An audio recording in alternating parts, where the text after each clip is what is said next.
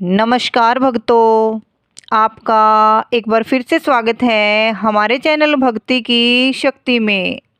आज के इस वीडियो में हम आपको बताएंगे भाई के साथ धोखा करने वालों को ईश्वर कौन सा दंड देते हैं। भगवान शिव ने बताया भाई के साथ धोखा करने वालों को ईश्वर कौन सा दंड देते हैं। आज हम आपको भगवान शिव की कथा सुनाने जा रहे हैं। अगर इस कथा को ठीक से समझ लिया तो कई पीढ़ियों तक गरीबी देखने को नहीं मिलेगी। तो चलिए, कहानी बड़ी ही मार्मिक है और इस कहानी से आपको कई सवालों के जवाब मिल जाएंगे। भक्तों, यह कहानी है एक गरीब मोची की। किस तरह उस गरीब मोची को भगवान ने करोड़पति बना दिया। इस कहानी में आपको यह भी सुनने को मिलेगा कि भाई के साथ धोखा करने वालों को ईश्वर कौन सा दंड देते हैं। कहते हैं दुनिया में सबसे बड़ा पाप माना जाता है दूसरों को धोखा देना और अपने ही सगे भाई के साथ अन्याय करना, उसे धोखा देना, उससे बेईमानी करना, उसका धन हड़प लेना जघन्य अपराध की श्रेणी में आता है। इसके लिए भगवान भी कभी उसे माफ़ नहीं करते। तो चलिए गौर करते हैं इस ज्ञानवर्धक प्रेरणादायक कहानी पर। एक समय की बात है, किसी गांव में एक मोची रहता था। मोची बहुत ही गरीब था। 2 वक्त की रोटी मिलना उसके लिए बहुत मुश्किल था। वह मोची लोगों के जूता चप्पल काटने का काम करता था। उसने पास एक कोई अपनी जगह भी नहीं थी, कोई दुकान भी नहीं थी जो स्थायी रूप से वहाँ बैठकर अपना काम कर लेता। इसलिए वह कभी चौराहे पर, कभी सड़क के किनारे बैठकर लोगों के जूता चप्पल ठीक करता था और उसके काम के बदले में जो पैसे मिलते थे उसी से उसका जीवन चलता था। वह बड़ा संतोषी था। इसी धंधे से वह अपने जीवन को व्यतीत कर रहा था। एक समय की बात है, सावन का महीना आता है और आप तो जानते ही हैं कि सावन का महीना कितना पवित्र होता है। भगवान महादेव के भक्तगण सावन में उनके ऊपर जल अभिषेक करते हैं। शिव भक्त कावड़ यात्रा निकालते हैं और गंगा से जल लेकर भगवान शिव को अर्पण करते हैं। रोज की तरह वह मोची सड़क किनारे बैठकर जूता चप्पल काट रहा था।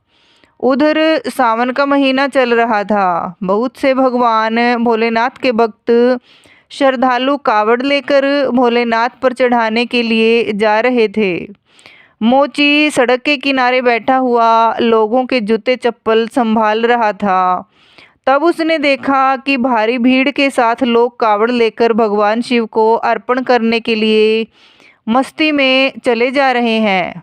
लोगों को भगवान महादेव पर जलाभिषेक करने के लिए जाते हुए देख तो उस मोची के अंदर भी एक भावना उत्पन्न हुई कि मैं भी भगवान शिव के लिए कावड़ ले जाऊंगा और उन पर जलाभिषेक करूंगा। लेकिन वह बेचारा मन मार कर रह गया और सोचने लगा कि मेरे पास तो इतना पैसा ही नहीं है, मैं कावड़ कैसे ले जाऊंगा। पूरे दिन कमाता हूँ, तब सुबह शाम की रोटी मिल पाती है, फिर कावड़ के लिए पैसे कहाँ से लाऊंगा। पूरे दिन काम करके बस इतना ही कमा पाता हूँ। वह मोची यह सब बातें सोचकर मन को मार मार कर रह जाता है। लेकिन भगवान भोलेनाथ के लिए उसके मन में भक्ति का भाव जागृत हो चुका था। उसने यह फैसला किया कि मैं भगवान भोलेनाथ पर कावड़ लेकर जाकर जलाभिषेक जरूर करूँगा, लेकिन अभी नहीं तो अगले साल जब सावन का महीना फिर से आएगा। दोस्तों, इस तरीके से विचार करने के बाद वह अपने रोज के काम में मस्त रहता है। लेकिन उस दिन से भगवान शिव की उसके मन में भक्ति बढ़ती चली गई। अब तो वह सुबह शाम भगवान शिव की पूजा करता था और पूरे दिन सड़क किनारे जाकर के लोगों के जूता चप्पल संभालता था। एक दिन की बात है, वह मोची एक दिन कहीं जा रहा था तो रास्ते में उसे कुम्हार की दुकान दिखाई पड़ी। कुम्हार मिट्टी के बर्तनों को बना रहा था। उस मोची की नज़र पहुंचती है तो उसने देखा कि वहां पर एक गुल्लक रखी हुई थी जिसमें पैसे भरे जाते हैं। मोची ने जब उस गुल्लक को देखा तो विचार किया कि मैं रोज़ रोज़ जो पैसे कमाता हूँ उसमें से 2-4 पैसे बचाकर मैं इस गुल्लक में डालता रहूँगा।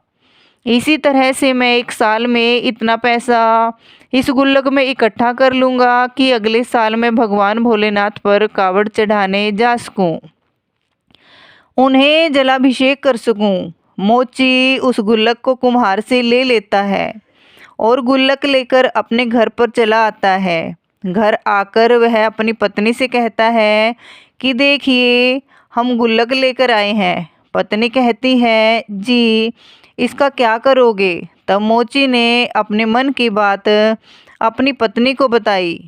कहने लगा प्रिया हम जो रोज़ पैसा कमाते हैं उसमें से आज से हम 2 पैसा बचाकर इस गुल्लक में डाल दिया करेंगे। धीरे धीरे इस गुल्लक में 1 साल में कुछ पैसे इकट्ठे हो जाएंगे।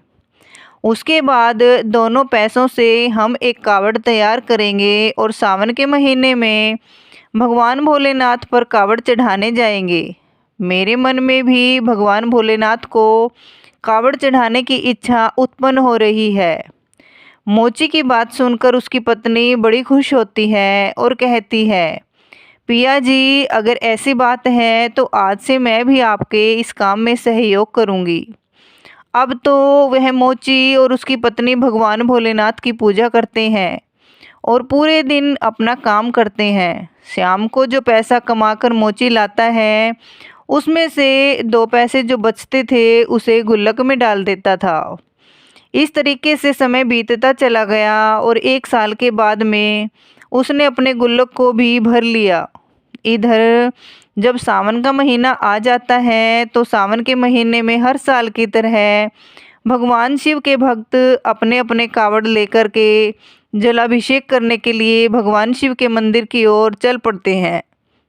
इधर मोची ने जैसे ही देखा तो उसने भी सोचा अब इस साल में तो मैं ज़रूर भगवान शिव के ऊपर कावड़ चढ़ाऊँगा।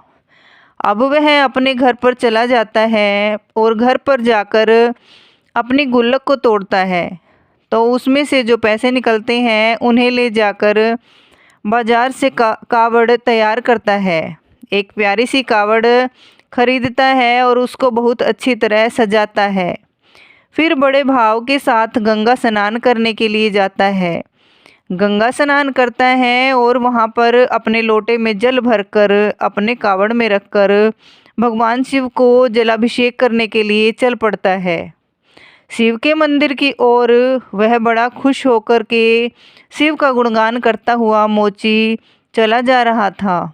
कावड़ उसने अपने कंधे पर रखी हुई थी और बड़ी ही मस्ती में बड़े भाव के साथ निष्काम भाव से भगवान शिव के मंदिर की ओर चलता चला जा रहा था। मित्रों आपको बता दें कि उधर माता पार्वती यह दृश्य देख रही थी और कहती है भगवान की नज़रों से कोई नहीं बचा है, वह सबको देखते हैं। पर कुछ मूर्ख लोगों को लगता है कि चाहे जितना गलत काम करो हमें कौन देख रहा है। वे लोग दुनिया वालों से तो डरते हैं पर भगवान से नहीं डरते।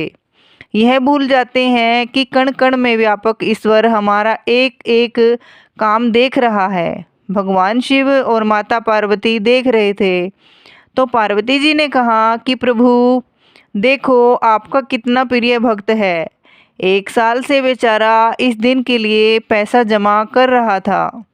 1 साल के बाद पैसा इकट्ठा करके इसने कावड़ बनाई है और आपके ऊपर जल चढ़ाने के लिए बड़े भाव के साथ चला जा रहा है। तब भगवान शिव कहते हैं देवी पार्वती देखो तो मैं भी इसको देख रहा हूँ, तुम सही कह रही हो। यह मेरा भक्त मुझसे मिलने के लिए 1 वर्ष से योजना बना रहा है, एक एक पैसा इकट्ठा कर रहा है। लेकिन अब मैं इस भक्त की परीक्षा लेना चाहता हूँ कि यह मेरा भक्त असली है या नकली। इसके मन में वास्तव में मेरे पर श्रद्धा है या फिर से ऐसे ही ऊपर से मेरा नाम ले रहा है। मैं देखना चाहता हूँ मैं इसके दिल में बसा हुआ हूँ कि नहीं। तब माता पार्वती ने मना किया कि हे प्रभु, इसकी परीक्षा मत लो, ये बेचारा बहुत गरीब है। 1 साल से बेचारे ने पैसा इकट्ठा किया है और आप परीक्षा लेकर उसे और भी ज़्यादा दुख दोगे। अगर वह परीक्षा में सफल न हुआ तो बेचारा मन मार कर रह जाएगा और आपके ऊपर जल अभिषेक करने की उसकी इच्छा अधूरी रह जाएगी। भगवान भोलेनाथ कहने लगे, देवी आप चिंता क्यों करती हैं? हमारे जो भक्त हुआ करते हैं वह सच्चे भक्त होते हैं और मैं इस भक्त की परीक्षा लेता हूँ। जो भक्त को मैं अच्छी तरह से जान लेता हूँ, उसके हृदय में जाकर के देख लेता हूँ कि इस भक्त के अंदर हमारे प्रति भक्ति है या नहीं है, इसलिए हमें इसकी परीक्षा जरूर लेनी चाहिए। पार्वती ने कहा, प्रभु जैसी आपकी इच्छा। मोची तो झूमता हुआ भगवान भोले बाबा का कीर्तन करता हुआ कावड़ लेकर चला जा रहा था। इधर भोलेनाथ बूढ़े बाबा का भेष बनाते हैं और जिस रास्ते से कावड़िया जा रही थी, अपने अपने कावड़ों को लेकर उसमें जल लेकर चले जा रहे थे, उसी रास्ते में जाकर के भगवान भोलेनाथ बूढ़े बाबा का भेष बनाकर बैठ जाते हैं। अब तो उस रास्ते में जो भी कावड़ वाला निकलता तो भगवान भोले बाबा उससे पानी मांगते कि हे भाई मुझे जल दो, मैं बहुत प्यासा हूँ, प्यास की वजह से मेरा दम निकल रहा है, कृपया मुझ प्यासे को पानी पिलाकर मेरी जान बचाइए। एक दिन बूढ़े आदमी को देखता है और कहता है, कैसा पागल बूढ़ा बैठा हुआ है, कह रहा है जल पिला दो। इसे यह भी नहीं पता कि यह जल हम भगवान पर अभिषेक के लिए जा रहे हैं। अगर यह जल हम इसे पिला देंगे तो भगवान भोलेनाथ पर क्या चढ़ाएंगे। अब वह बूढ़ा मरे तो मर जाए, हमें इससे कोई मतलब नहीं, हम यह जल इसे पिलाकर अपनी यात्रा रद्द करने वाले नहीं हैं। वहाँ से जितने भी श्रद्धालु गुजरते, भगवान शिव बूढ़े बाबा के भेष में सबसे पानी का आग्रह करते, मगर कोई भी उन्हें पानी पिलाने के लिए तैयार नहीं होता है। उधर माता पार्वती भी देख रही थी, कितने लोगों में कोई भी मेरे स्वामी को जल नहीं पिला रहा है। कैसी भक्ति है कि एक मनुष्य का दुख किसी को नज़र नहीं आ रहा। बहुत देर के बाद में जब वही मोची आता है जो भगवान की भक्ति में लीन था, और जैसे ही वह भगवान के पास से होकर गुजरता है, बूढ़े बाबा के भेष में बैठे हुए भगवान भोलेनाथ उसे रोक लेते हैं और कहते हैं कि बेटा मैं बहुत प्यासा हूँ, प्यास से मेरा दम निकल रहा है, अगर मुझे पानी नहीं मिला तो मेरे प्राण निकल जाएंगे, मैं मर जाऊँगा। मैंने कई कावड़ियों से जल मांगा लेकिन एक बूंद जल किसी ने मुझको नहीं दिया, मैं प्यासा मर रहा हूँ। कैसे ये भोलेनाथ के भक्त हैं जो किसी प्यासे को एक बूंद पानी नहीं दे सकते। बेटा बहुत मेहरबानी होगी अगर आप हमें यह जल पिला देंगे तो। जो लोटे में आप यह जल लेकर जा रहे हो, यह जल ही मुझे पिला दो तो मेरी जान बच जाएगी। बूढ़े बाबा की बात सुनकर मोची रुक जाता है और बूढ़े बाबा की ओर बड़े गौर से देखता है। सोचता है यह बाबा बहुत प्यासे मालूम पड़ रहे हैं, इसलिए मुझसे जल मांग रहे हैं। जल तो मैं इन्हें पिला दूं, लेकिन जल तो मैं भोले बाबा के ऊपर चढ़ाने के लिए ले जा रहा हूँ। मैंने 1 साल से पैसे इकट्ठे किए थे, तब यह कावड़ सजा पाया हूँ। बड़ी मेहनत की है और बड़ी खुशी से यह कावड़ मैं जल लेकर जा रहा हूँ। 1 साल से मैं इंतज़ार करता रहा कि कब सावन का महीना आएगा तो मैं भगवान शिव के ऊपर जलाभिषेक करूँगा। 1 साल के बाद मेरा यह सपना पूरा हुआ। मोची उधर सोच विचार में डूबा हुआ था। इतने में बूढ़े बाबा कहते हैं, बेटा क्या सोच रहे हो, मैं प्यास से मरा जा रहा हूँ, जल्दी से पानी पिला दो, नहीं तो मेरी मृत्यु हो जाएगी। बूढ़े बाबा को पानी के लिए गिड़गिड़ाता हुआ देखकर एकदम करुणा से भर जाता है। उसने तुरंत भगवान भोलेनाथ से क्षमा मांगी, कहने लगा, प्रभु मुझे माफ़ करना, मैं यह कावड़ और जल अगले साल तुम पर चढ़ा दूंगा। फिर से पैसा इकट्ठा करूंगा, फिर से गुल्लक में जमा करूंगा और अगले साल जब सावन का महीना आएगा तब मैं ये जल आपको अर्पण करूंगा। यह जल तो मैं बूढ़े बाबा को पिला देता हूँ। हे प्रभु, मुझे क्षमा करना, क्योंकि ये बूढ़े बाबा प्यास से व्याकुल होकर मर रहे हैं और मेरा धर्म है कि मैं पानी पिलाकर उनकी जान बचा लूं। अगर ये जल के बिना मर जाएंगे तो मेरा आपके ऊपर जल अभिषेक करना व्यर्थ हो जाएगा। सबसे पहले मेरा धर्म है कि मैं उनकी जान बचा लूं। अगर पाने के बिना ये मर गए तो मुझे भारी पाप लगेगा। यही सोचकर मोची ने वह जल उन बूढ़े बाबा को पिला दिया। उसे नहीं मालूम था कि यह बूढ़े बाबा ही भगवान भोलेनाथ हैं, लेकिन उसने मानव सेवा को अपना सबसे बड़ा धर्म समझा और उन्हें पानी पिला दिया। उसके बाद जब उनकी प्यास शांत होती है तो मोची उन्हें प्रणाम करता है और कहता है कि बाबा, अब मैं अपने घर वापस जा रहा हूँ, क्योंकि अब मेरे पास भोले बाबा पर चढ़ाने के लिए जल तो नहीं है। कोई बात नहीं, मैं भगवान को जल अगले वर्ष चढ़ा दूंगा। यह कहकर वह मोची अपने घर के लिए वापस चलने लगता है। तब भगवान शिव, जो बूढ़े बाबा के भेष में थे, उन्होंने उसे रोक लिया और कहा कि बेटा रुक जाओ, तुम अपने घर जा रहे हो और घर कभी खाली हाथ नहीं जाया करते।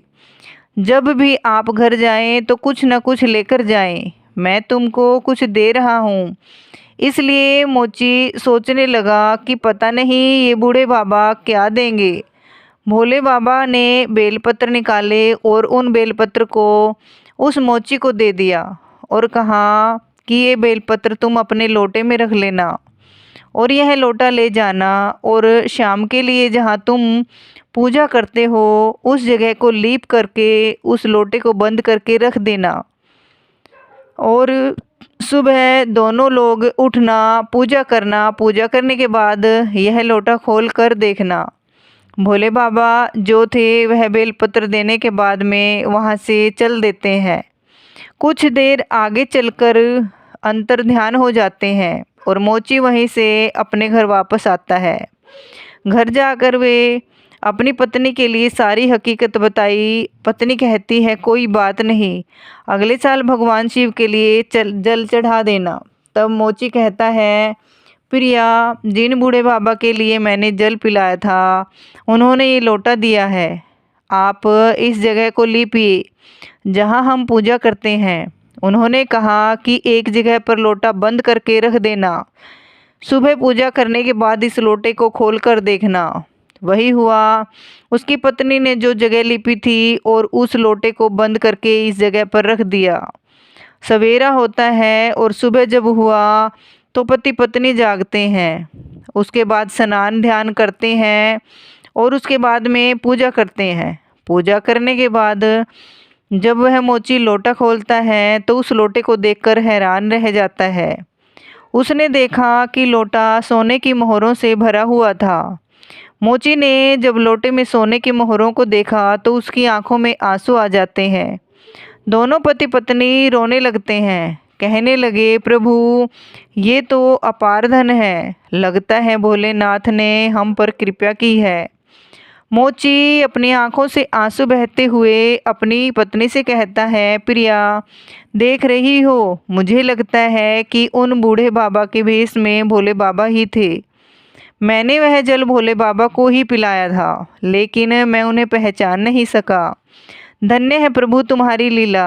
उन्हीं की कृपा से वह बेलपत्र सोने की मोहरों में बदले। अब तो मोची की श्रद्धा भगवान भोलेनाथ में और भी बढ़ जाती है। सोने की मोहरें देखकर दोनों पति पत्नी बहुत खुश होते हैं और उसके बाद में उन मोहरों को बेचकर मोची एक दुकान खरीदता है और दुकान में अपने जूता चप्पल का काम शुरू कर देता है। धीरे धीरे उसकी दुकान बहुत अच्छी चलने लगी। भोले बाबा की कृपा से धीरे धीरे उसने दुकान में इतनी तरक्की कर ली कि उसने बहुत पैसा कमा लिया।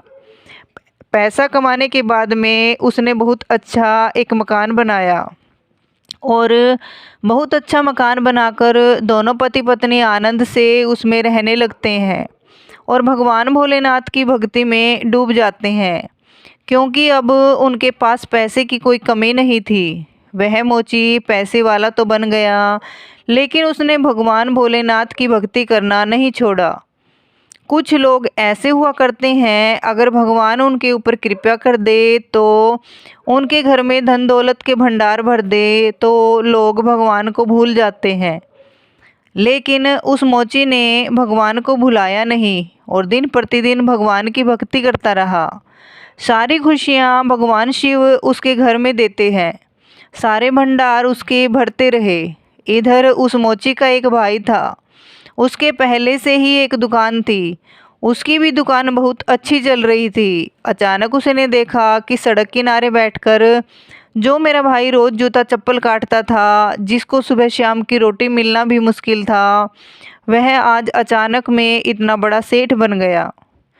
यह गरीब इतना बड़ा पैसे वाला कैसे बन गया? इसने दुकान भी खरीद ली और इसने एक अच्छा सा घर भी बना लिया। इसके पास तो बहुत पैसा है। अपने भाई की तरक्की देखकर उसकी छाती जल जाती है, उसके कलेजे पर सांप लौट जाता है। अपने मोची भाई की तरक्की उससे हजम नहीं होती और अब वह इस बात से दुखी रहने लगा कि दिन रात मन ही मन अपने भाई से दगा करने लगा। यह स्वाभाविक है, अगर आपके पास धन अधिक हो जाता है, अच्छी कमाई होने लगती है, तो इस मोची का भाई उससे जलने लगा। वह उसे किसी भी तरह से नीचे गिरा देना चाहता था। उसने क्या किया कि उस मोची के ऊपर चोरी का आरोप लगा दिया और गांव वालों से कह दिया कि मोची ने हमारी दुकान से पैसे चुराए, हमारी दुकान से जूते चप्पल चुराकर अपनी दुकान में रख लिए हैं। भक्तों, गांव वालों ने उससे पूछा कि क्या तुमने चोरी की है? तुमने अपने भाई की दुकान से पैसे चुराए हैं? उसका भाई भी वहीं खड़ा हुआ था। भाई कह रहा था, हाँ भैया, इसने हमारी दुकान से पैसे चुराए हैं और सामान भी चुराया है, इसलिए इतना बड़ा पैसे वाला बन गया है। अपने भाई की बात सुनकर वह मोची रोने लगता है और कहता है, नहीं नहीं भाई, मैंने तुम्हारा कुछ नहीं चुराया है, ये तो बूढ़े बाबा की कृपा है, उन्होंने ही मेरे लिए सब कुछ किया है। उसने सारी बात बताई, लेकिन लोगों को विश्वास नहीं हुआ। लोग कहने लगे कि ये बूढ़े बाबा कौन है? मोची ने जवाब दिया, बूढ़े बाबा अर्थात भोलेनाथ ने हमें सब कुछ दिया है। उसने बताया कि मैं भगवान पर जलाभिषेक करने जा रहा था। रास्ते में एक प्यासे बूढ़े बाबा मिले, मैंने उन्हें वह जल पिला दिया। उन्होंने मुझे बेलपत्र दिए थे, वह बेलपत्र ही सोने की मोहरें में बदल गई। उन्हें मोहरों को बेचकर मैंने यह सब किया, मैंने किसी की चोरी नहीं की है। मोची की बात सुनकर सब हंसने लगे और कहने लगे कि यह पागल है। भोले बाबा किसी को देने के लिए खुद चलकर नहीं आते। आप विश्वास करिए, ये भोले बाबा ने ही मुझको दिया है। लेकिन भक्तों, कहते हैं ना कि दुनिया के लोग बड़े अजीब हैं, जब तक चमत्कार नहीं देख लेते तब तक विश्वास नहीं करते। यही कारण है कि लोगों के पास भगवान भी जाए तो भी नहीं पहचान पाते, क्योंकि उनके ऊपर लोभ के नाम का पर्दा पड़ा हुआ है। लोग लालच में इतने फंसे हैं, इसलिए भगवान को पहचान नहीं पाते।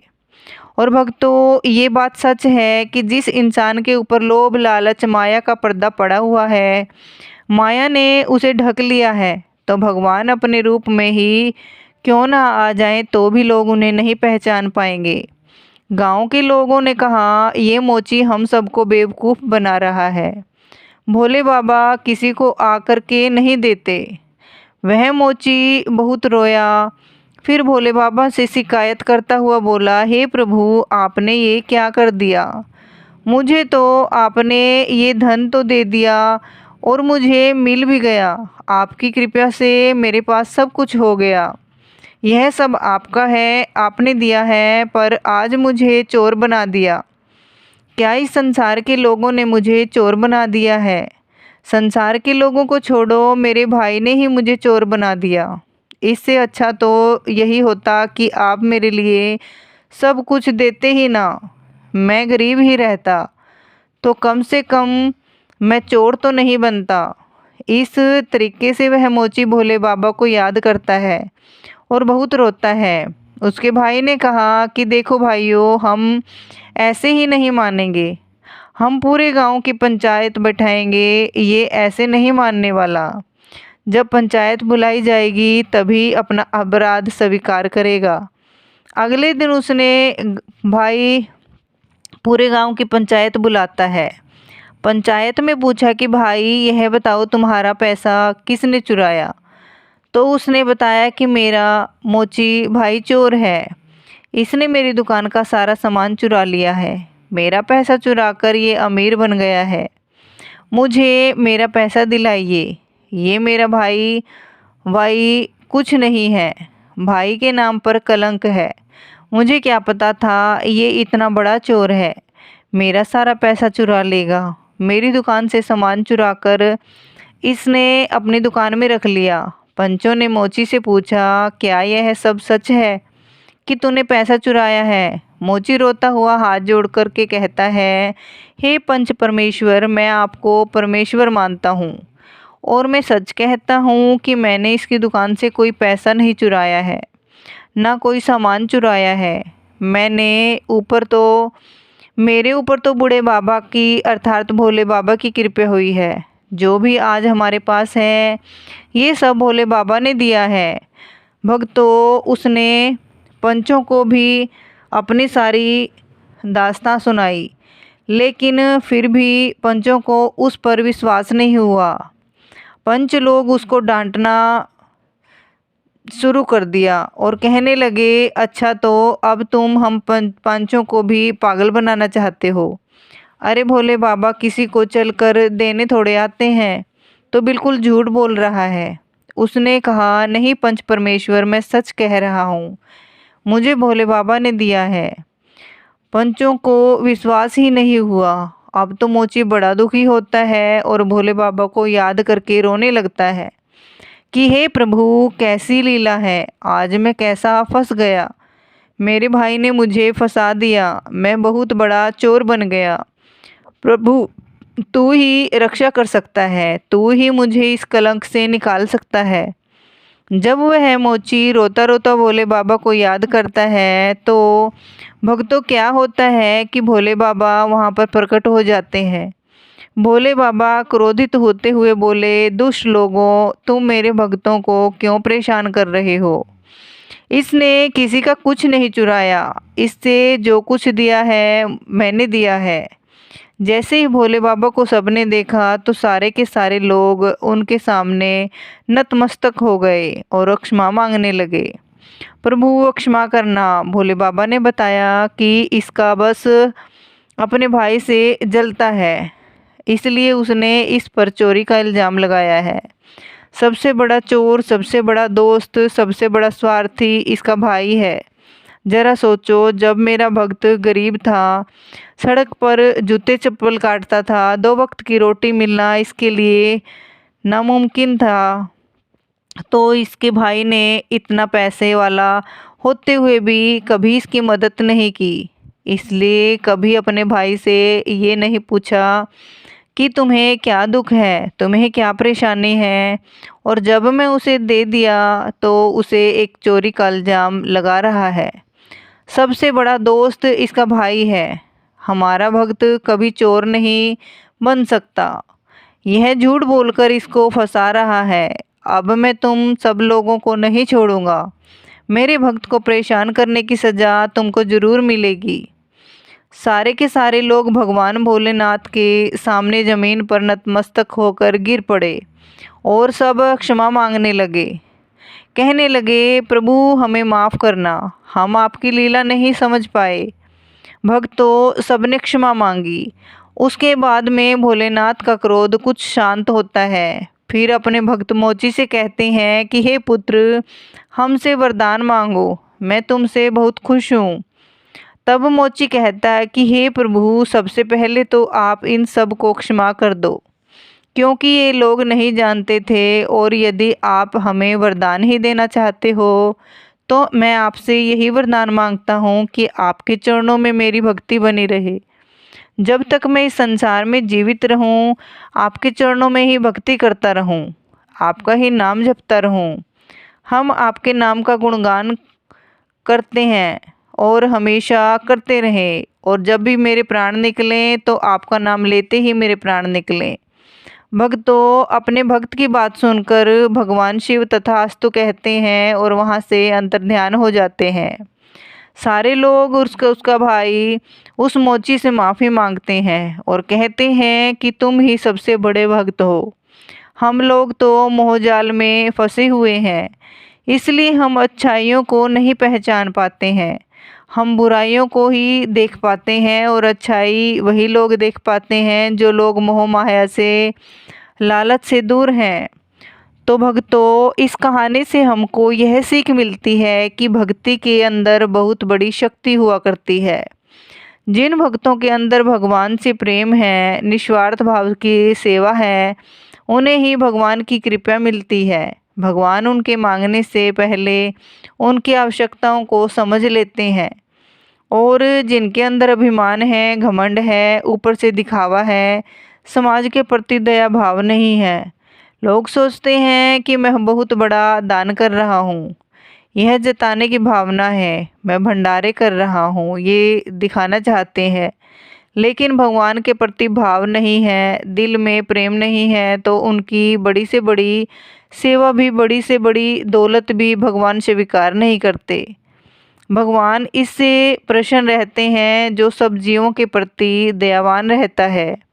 जिनके हृदय में जीवों के प्रति कठोरता है, दया की भावना नहीं है, वो दिन भर भगवान के मंदिर में बैठे रहे फिर भी भगवान उनकी नहीं सुनते। भगवान को प्रसन्न करने का अर्थ है समस्त जीव जंतुओं के प्रति दयावान रहना, किसी भूखे प्यासे को, दीन दुखी, रोगी, बीमारी की सहायता करना। तो भक्तों, आपको ये कथा कैसी लगी तो प्लीज़ एक छोटा सा कमेंट करके ज़रूर बताएं। आपके ऊपर और आपके पूरे परिवार के ऊपर भगवान भोलेनाथ की कृपा हमेशा बनी रहे। राधे राधे, जय श्री कृष्णा।